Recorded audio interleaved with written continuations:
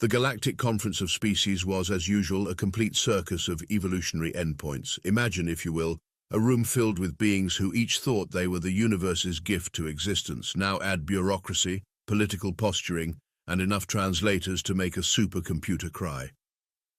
But today was different. Today the Ravagers were making their grand entrance. The massive doors of the Grand Chamber swung open with unnecessary dramatic flair, revealing three towering figures that made every other species' fight or flight response kick into overdrive. The Ravagers were exactly what you'd expect if you asked a nightmare to design the perfect predator. Standing at nearly 3 meters tall, their obsidian-scaled bodies rippled with muscle beneath armor that wasn't decorative but grown, because apparently regular scales weren't terrifying enough. Their 4 eyes glowed with bioluminescent malice, and each of their 4 arms ended in claws that could shred battleship armor. But the worst part? Those smiles. 3 rows of teeth that would make a chainsaw feel inadequate. Ambassador Zrixatal of the Centaurian Alliance actually fainted. Nobody blamed them. "We claim our seat at this gathering," announced the lead Ravager, his voice a rumble that made the chamber's crystal chandeliers tinkle nervously. "As is our right as the galaxy's apex species." The various ambassadors, representatives, and delegates shuffled uncomfortably in their seats. Nobody wanted to be the one to tell these walking death machines that technically they needed to file paperwork first. The bureaucratic union of Rigel would have an aneurysm if proper protocols weren't followed, but they seemed suddenly very interested in their datapads. The Ravagers took their self-assigned seats, which happened to be right in the center of the chamber. Several smaller species immediately requested seat reassignments to the furthest possible positions. "Now then," the lead Ravager continued, clearly enjoying the terror he was spreading, "we shall discuss the matter of our hunting territories. We require space." That's when the chamber's doors opened again. "Sorry we're late. Traffic was absolute murder in the Orion Arm. You would not believe how many solar storms we had to navigate around." The entire assembly turned to stare at the new arrivals. There were 3 of them, dressed in what appeared to be, and this caused several species to adjust their visual sensors' casual business attire. Humans walking in like they were heading to a moderately important corporate meeting, rather than a gathering of the galaxy's most powerful species. The lead human, a man whose name tag simply read Bob, causing several universal translators to hiccup, was actually unwrapping some kind of food item as he walked in. "Is that a cheese sandwich?" his colleague asked, seeming far more interested in the food than the deadly predators currently taking up the room's center stage. "Yeah, want half? The replicators on our ship are still calibrating Earth recipes. This is the first decent one I've had in weeks." The Ravagers, for the first time in recorded history, looked confused. Their fearsome reputation typically preceded them by several star systems, yet these soft-skinned bipeds were discussing processed dairy products as if they weren't in the presence of the galaxy's most lethal species. "You dare interrupt," the lead Ravager began, rising to his full height. "Oh, hey, the Ravagers made it," Bob said cheerfully, taking another bite of his sandwich. "We were hoping to catch you guys. Listen, we've got this fantastic idea for a cultural exchange program. Tell me, how do you feel about barbecue?" The silence that followed was so profound that several species evolved the ability to hear it. The 3rd human, still standing by the door, pulled out what appeared to be a scheduling device. "We're thinking Thursday? Our embassy just got this amazing grill shipped in from Texas. You haven't lived until you've tried slow-smoked brisket." The Ravagers' 4 eyes blinked in unison, their fearsome appearance momentarily undermined by sheer bewilderment. These humans weren't following the script. They were supposed to cower, or at least show a minimal amount of survival instinct. Instead, Bob was brushing sandwich crumbs off his tie and asking if anyone knew where to find decent coffee in this sector of space. The rest of the galactic delegation watched this exchange with a mixture of horror and fascination, like witnessing a small puppy try to befriend a supernova.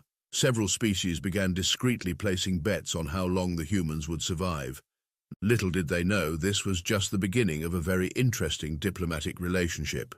The lead Ravager, who introduced himself as High Commander Vexatal, decided it was time to put these upstart humans in their place. Rising to his full height, he activated his species' natural bioluminescent threat display, causing patterns of deadly warning colors to ripple across his scales. "You address the apex predators of the galaxy with such casualness." His voice dropped to a menacing growl that had caused countless species to experience spontaneous bladder failure. Bob looked up from his phone, where he appeared to be playing some sort of game involving colorful candy. "Oh, sorry about that. Where are my manners? Would you like the other half of this sandwich? It's provolone." The other delegates gasped. Offering food to a ravager was either a deadly insult or a sign of suicidal tendencies. Possibly both. Vexithal's massive claws extended with a sound like unsheathing swords. "Perhaps you don't understand your position, tiny prey species. We have hunted beings twice your size for sport." "Only twice?" asked Bob's colleague, genuinely curious. "That's neat. Hey, Bob, remember that time your grandmother went moose hunting? How big was that one again?" "Oh man, Grandma Betty's legendary moose. That thing was huge. She tracked it for 3 days in the Alaskan wilderness. Had to drag it out herself too. Wouldn't let anyone help. Said it would spoil the experience." Bob chuckled, completely ignoring the increasingly agitated ravager looming over him. Vexithal slammed all 4 hands onto the conference table, leaving deep claw marks in the supposedly indestructible material. Several smaller species dove under their seats. "You mock us," he snarled, his breath hot enough to fog the human's glasses. The third human finally looked up from their scheduler. "Mock you? No way, we're genuinely impressed. Hey, speaking of hunting, we should show you our historical documents about the time humans hunted mammoths to extinction. You know, for fun. We've got some great cave paintings." This caused the ravagers to pause. Their universal translators must be malfunctioning. Did these soft-clothed creatures just casually mention hunting massive beasts to extinction for entertainment? "Bob," called out the scheduler-wielding human, "didn't you do that presentation at the Xenobiological Conference about human persistence hunting, the one with the clips from nature documentaries?"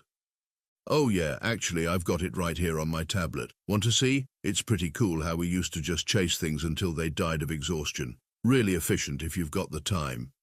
The Ravagers' threat displays flickered uncertainly. Their entire diplomatic strategy was based on intimidation, yet these humans were treating them like mild curiosities at best. Vexithal tried one more time. "We have decimated entire species." "Only entire species?" Bob raised an eyebrow while finishing his sandwich. "That's cute.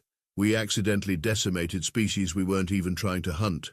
Did you know we nearly wiped out whales just to light some lamps? Dark times, really. We feel pretty bad about that now, very big on conservation these days." The other delegates watched in fascinated horror as the mighty Ravagers experienced something entirely new: confusion. "Your soft flesh would tear easily in our claws," hissed one of Vexithal's subordinates.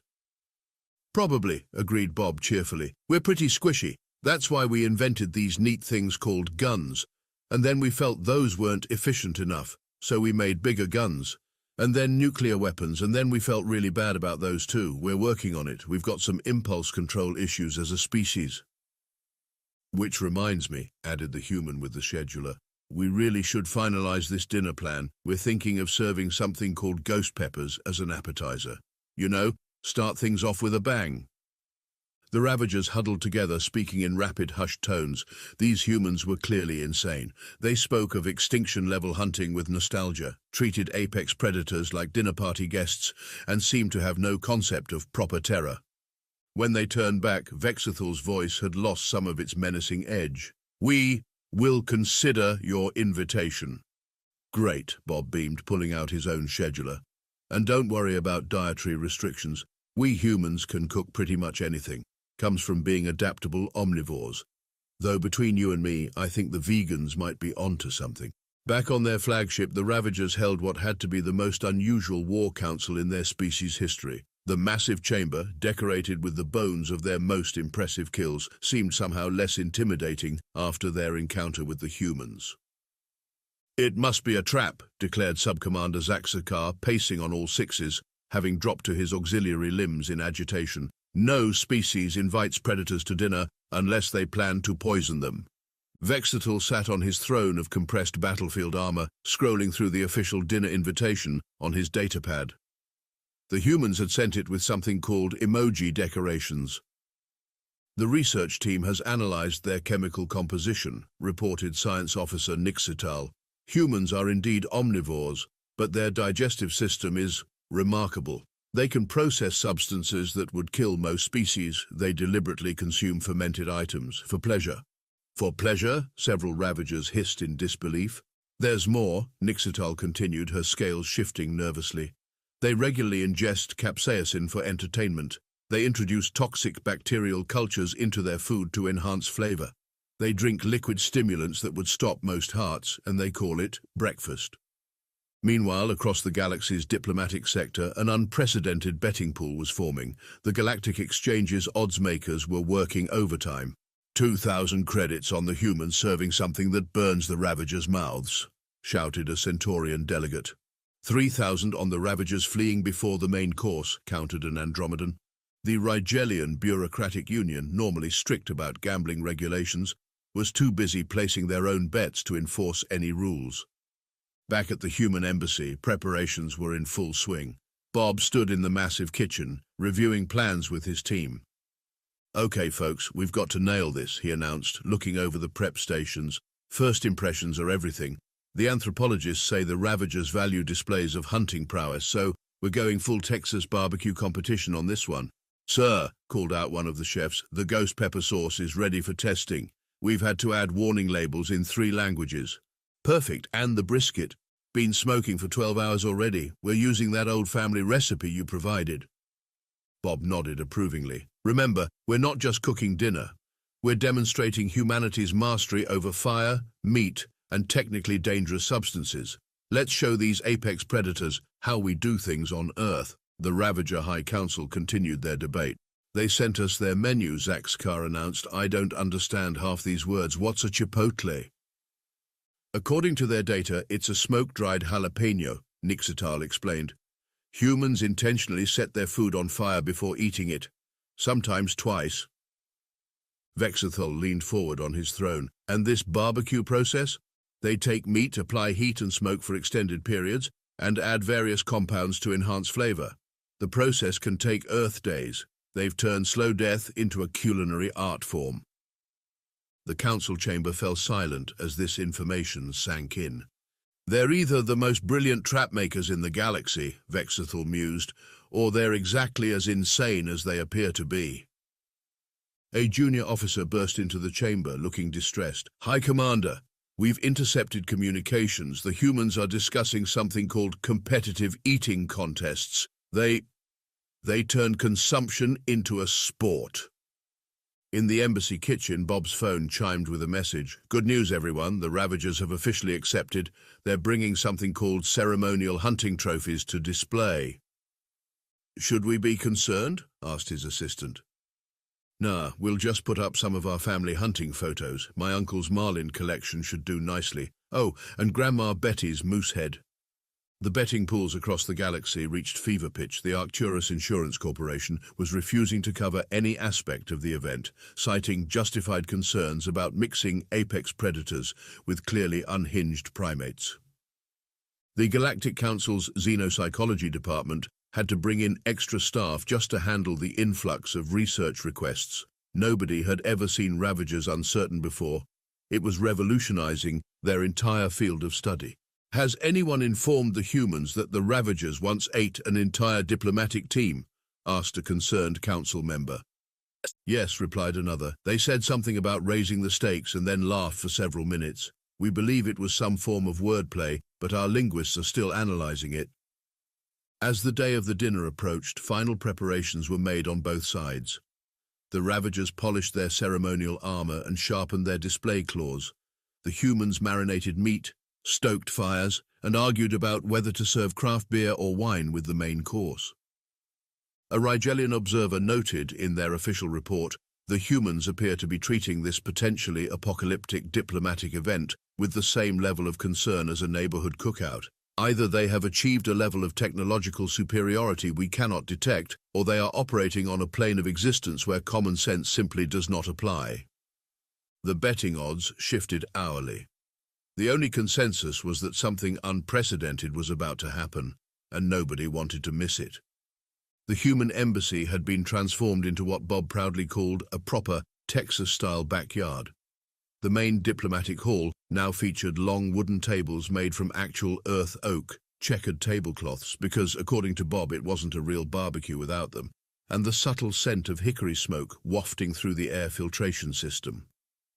Mounted on the walls were various earth-hunting trophies, including Grandma Betty's legendary moose head, which seemed to stare disapprovingly at everyone who entered. The Ravager's own trophies would have pride of place on the opposite wall, creating what Bob called a nice, balanced atmosphere of mutual appreciation for killing things. The outdoor section of the embassy had been configured to match Earth's atmospheric conditions, complete with artificial gravity set to Earth normal. The centerpiece was a massive smoker that Bob had specially imported from Texas, its size suggesting it could probably cook an entire elephant. Knowing humans, it probably had. Temperature holding steady at 225 degrees Fahrenheit, reported the head chef. Brisket's looking perfect, ribs are almost done, and the ghost pepper sauce has already melted 3 sampling spoons. The Ravagers arrived precisely on schedule, their massive transport ship casting a shadow over the embassy's landing pad. They emerged in full ceremonial armor, carrying display cases containing what appeared to be the skulls of various extinct species. "Welcome," Bob greeted them at the door, wearing an apron that read, "Kiss the cook at your own risk." "Love the armor. Really brings out the bioluminescence in your scales." Vexithal's 4 eyes blinked in sequence. The human wasn't even armed, unless... Was that large metal fork some kind of weapon? "We have brought trophies of our greatest hunts," announced Zaxakar, clearly expecting the humans to be intimidated. "Awesome, we've got wall space right next to my uncle's marlin collection. You know, the funny thing about marlin fishing, sometimes they jump right into the boat and stab people. Makes the hunt more exciting, right?" The Ravagers exchanged glances. These humans spoke about being impaled by prey as if discussing the weather. As they moved to the dining area, various earth food aromas hit the Ravagers' sensitive olfactory organs. Their universal translators struggled to process Bob's enthusiastic explanations. "So this first course is just a little something to wake up the taste buds. We call them atomic wings. Don't worry, no actual atomic material involved, just ghost peppers and Carolina Reapers." "These plants," Nixital asked cautiously, "they are deadly." "Oh no, they just cause intense pain and sometimes hallucinations. We breed them specially to be extra potent, for fun." The Ravagers watched in horror as Bob casually popped one of these pain-inducing morsels into his mouth. "Perfect heat level," he declared, while his face turned slightly red. The first course was served. The Ravagers, driven by pride and an unwillingness to show weakness, followed their host's example. Several seconds later, Vexithal's bioluminescent displays went into overdrive. "Water makes it worse," Bob advised cheerfully, passing them glasses of something called milk.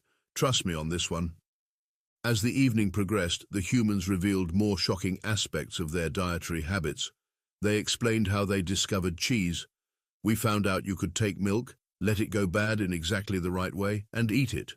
Their love of coffee, bean juice that makes you faster, yes please. And the concept of competitive eating. The record for hot dogs is 76 in 10 minutes.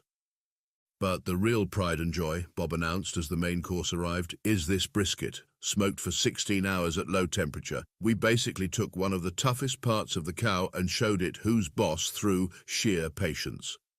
The Ravagers, still recovering from the atomic wings, watched as slices of perfectly smoked meat were placed before them. The humans had turned slow cooking into psychological warfare against food. "You torture your food before eating it?" asked Zaxakar, both horrified and impressed. "Torture? Nah, we prefer to call it tenderizing with extreme prejudice. Wait till you hear about what we do to lobsters." As the Ravagers cautiously sampled the brisket, their expressions shifted from suspicion to surprise to something approaching respect. The meat was perfectly cooked, seasoned with a complex blend of spices that their sensors couldn't fully analyze. "This is how we usually prefer our meat," Bob explained, slicing into his portion. "Though some humans like it rare, you know, still pink in the middle. And there's this one dish called steak tartare, where we just don't cook it at all. Raw meat, raw egg, bit of seasoning, delicious." "Raw?" Several Ravagers dropped their utensils. "Oh yeah, we can eat lots of things raw, fish, meat, eggs, as long as it's fresh. Well, except for some fish, sometimes we let that ferment first. There's this thing called surströmming." Vexithal held up a hand. "You intentionally ferment fish before consumption?" "Sure, along with vegetables, dairy, beans, pretty much anything, really. If it exists, someone somewhere has probably fermented it and turned it into a delicacy." Bob took a sip of his beer, another fermented beverage, as he'd cheerfully explained earlier. The Ravagers were beginning to understand why the humans had seemed so unafraid during their first meeting. Any species that deliberately cultivated pain-inducing plants for snacking, aged their food until it chemically transformed, and showed such dedication to the art of slow-cooking meat wasn't to be trifled with. "You know what would go great with this brisket?" Bob asked, reaching for a bottle. "Hot sauce. I brought my own blend. It's got 7 different types of peppers and a hint of garlic. Had to sign a waiver to get it through customs." As the dinner progressed into what Bob called the digestive contemplation phase, he pulled out a datapad to show their guests some Earth history. The Ravagers, now significantly more relaxed thanks to several bottles of aged whiskey, which they'd initially suspected was some form of weapons-grade fuel, leaned in with interest. "So here's the thing about humans," Bob began, pulling up some images. "We didn't start at the top of the food chain. We had to work our way up through sheer stubbornness and creativity." "You mean your weapons?" asked Zaxakar, who was starting to develop a taste for bourbon. "Nah, well before that. See this?" Bob showed them a recreation of early humans pursuing a mammoth. "We used to hunt things way bigger than us through persistence hunting. Just followed them until they got tired. Imagine being that mammoth. Every time you think you've lost the weird naked apes, they show up again, just casually jogging along." "You tracked prey by exhausting them?" Vexathal seemed both disturbed and fascinated. "Yep, we're basically the horror movie monster of the animal kingdom. Slow but unstoppable. Can't outrun us in the long term. We'll just keep coming." The Ravagers watched footage of various human hunting methods throughout history. The spear throwers, the pit traps, the coordinated group hunts. Their respect grew with each example. "But here's where it gets really interesting," Bob continued, switching to images of Earth's predators. "These are some of our planet's apex predators. Great white sharks, tigers, lions, Kodiak bears, and we figured out how to hunt them all. Not because we had to, mind you, sometimes just to prove we could." The Ravagers studied the images with professional interest. "These creatures, they are formidable," Nixital admitted. "Oh yeah, a tiger can kill you in seconds. Bears can run at ridiculous speeds and crush your skull with one paw. But you know what we did? We looked at them and thought, hey, bet we could turn their babies into pets, and we did. Well, with wolves at least, now we have chihuahuas." Bob showed them pictures of dogs, explaining how humans selectively bred one of Earth's most successful predators into countless varieties, including some that could fit in purses. "You modified apex predators into companions." Zaxakar's translator struggled with the concept. "Modified might be a strong word. We just gave them treats and belly rubs for a few thousand generations. Now they help us hunt other things. Circle of life, you know."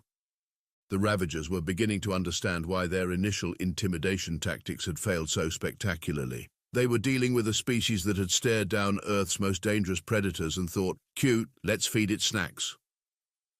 "But the real kicker," Bob continued, pulling up more images, "is that we're not even obligate carnivores. We can eat almost anything. Plants, meat, fungi. There's probably someone somewhere trying to figure out how to make rocks edible right now. We've got colonies of bacteria living in our guts that help us digest things that would kill most species." Vexathal, who had moved on to trying something called tequila, nodded thoughtfully. "This explains much about your species' approach to diplomacy. Right? When you can eat everything, suddenly the galaxy becomes a lot less intimidating and a lot more delicious." The power dynamic in the room had shifted subtly but significantly. The Ravagers were no longer seeing humans as potential prey, or even as equals, but as something entirely new. A species crazy enough to chase animals until they died of exhaustion, tough enough to digest almost anything, and innovative enough to turn predators into pets. "You know," Vexathal said, examining his glass of whiskey, "perhaps we should discuss that cultural exchange program you mentioned." "Great idea," Bob beamed. "We could start with a cooking class. Ever heard of something called fugu? It's this fish that's super poisonous unless you prepare it just right. We turned it into a delicacy." The Ravagers' universal translators gave up entirely at this point, but they got the general idea. They were dealing with a species that not only survived, but thrived by turning everything, even things that could kill them, into either food, pets, or sporting opportunities. To adaptability, Vexathal raised his glass in what he'd learned was a human tradition. "And to new friends," Bob responded. "Now, who's ready to hear about this thing we invented called a chili cook-off?" The next Galactic Council meeting was a spectacle that would be recorded in history books across multiple star systems. The Ravagers arrived not in their traditional battle armor, but wearing what appeared to be matching Hawaiian shirts, a gift from their new human allies. The betting pools across the galaxy collectively crashed when Vexithal and Bob walked in sharing something called beef jerky, while discussing the finer points of slow smoking techniques. You should see what they do with something called a smoker box, Vexithal was explaining to a thoroughly confused Centaurian delegate. The patience required to maintain optimal temperature for 20 Earth hours, truly a hunt of endurance. The Rogelian Bureaucratic Union had to create an entirely new classification system just to categorize the alliance documents between humans and Ravagers. Nobody had ever seen a peace treaty that included recipe exchanges as mandatory articles. Let me get this straight, the council head spoke carefully. You're proposing joint hunting expeditions? With a culinary focus, Bob clarified. The Ravagers have some amazing techniques for tracking prey across asteroid fields, and we've got some fantastic marinades that would work great with space game. The alliance turned out to be more than just a culinary exchange. The Ravagers brought their extensive knowledge of tracking and hunting, while humans shared their expertise in turning literally anything into either food or entertainment, preferably both. News spread across the galaxy about the first joint human-Ravager barbecue competition. The event had to be held in a specially reinforced station after someone mentioned the concept of deep frying to the Ravagers. The resulting fusion cuisine created several new entries in the galactic database of technically not weapons. The xenopsychology department had to revise their entire understanding of predator species psychology. The sight of Ravager warriors enthusiastically participating in something called a chili cook-off challenged every existing theory they had. They've started a restaurant chain, reported one thoroughly confused analyst. The humans are teaching them about franchising opportunities and something called secret sauce. The other species watched in amazement as the most feared predators in the galaxy began taking cooking classes.